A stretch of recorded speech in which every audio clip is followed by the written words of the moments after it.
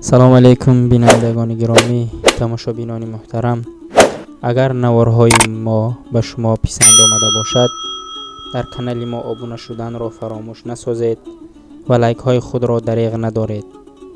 همین را قید نمودنیم که اگر یگان سوال هایتان باشد در کامنتاری نویسید، حتما جواب می دهم و مصلحت های مفیدمان را برای پیشگیری کسلی های چاروهایتان دریغ نمی دارم. ماستیت یا سینه درد چرکی و زردابی این زینه دومی کسلی می باشد. این یکی از بدترین کسلی های سینه چاروا به حساب می رود. این گاو را چند روز پیش طبابت کرده بودند، اما طبابت نتیجه نداده است و بنابر این باز یک بار دیگر ما گاو را از معاینه میگذارانیم. این دفعه طبابت را با دیگر طرز به راه میمانیم تا که نتیجه دهد. برای همین ما باید طبابت را دیر شروع کنیم. کسلی های نمیدانستگیتان را از پیش خودتان طبابت نکنید و حتما از متخصص پرسان شوید. باید چاچی کسل شده را معاین کنید و آن را پره جوشیده تازه کردن لازم است و شیری در داخل سینه جرغات شده است برآوردن لازم. ما را ضرور است که اول چند روز پیش پیدا شدن این کسل را در گاو معاین کنیم. معاین شد که این یک هفته پیش از خوردن باز مانده است و بنابر دیر کردن طبابت این کسلی و ماستیت زردابی گرفتار شده است. چنانه که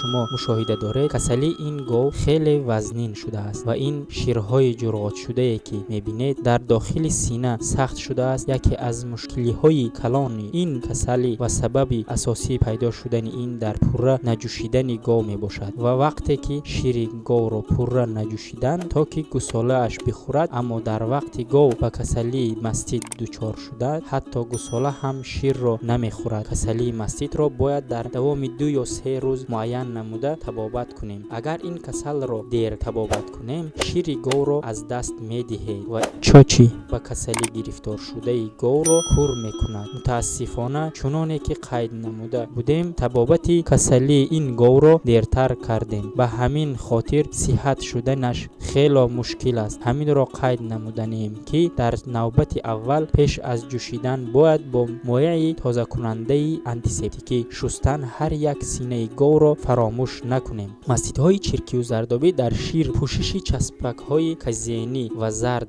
سبز یا گلابی مشاهده می شود. گاو در حالت بد قرار می گیرد، از خوراک دست می کشد. این علامت ها حالت به نهایت خطرناک را نشان می دهد. ضرر بافته گانگرینوز در داخل غدودهای شیر خاری به عمل می آید. وابسته از لوکالیزاسیون فوکوس و درجه پیشرفت بیماری، یک شکل چیرکو، کاترالی، فلگمان و واردها جدا کرده می شود. بینندگان گرامی، تماشابینان محترم، نوار ما به شما پسند آمده باشد، در کانال ما ابونه شدن را فراموش نسازید و لایک های خود را دریغ ندارید. دستگیری شما پیشروی کار ما می باشد. تشکر به دقتتان.